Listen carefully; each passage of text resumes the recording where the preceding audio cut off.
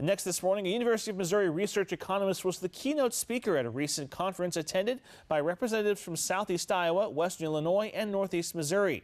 Our Julia Thomas was at the 29th annual Upper Mississippi, Illinois, and Missouri Rivers Association meeting this month in Burlington and talked with him about the detrimental impact the flooding of crops can have on our rural communities.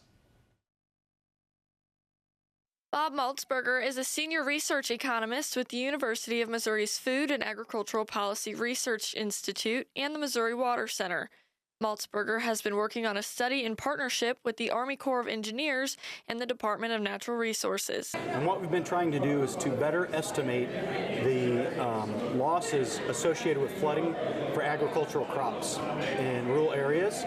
And so what we've done is, this is a first step, is we've estimated ag losses kind of as a baseline and then compared it against if the levees were improved. So basically we improved river mitigation. So that would avoid ag losses and basically be a benefit to our rural communities. A couple of notable discoveries from the research are the effects and frequency of river flooding and the big impact it has on rural Missouri communities. Maltsbarger told us that the impact of flooding on crops depends on which stage those crops are in. For instance, spring flooding can delay planting, which can qualify as prevented planting if your crops are insured.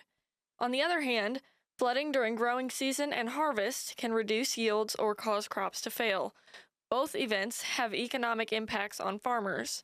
Maltsbarger spoke with us about the role of the partnership with the Army Corps of Engineers. They're basically evaluating the cost-benefit analysis of putting in river mitigation strategies, such as increasing the height of a levee or adding a flood wall in front of a small tank. The study is in the process of being peer-reviewed to later be published. Reporting from Burlington, I am Julia Thomas.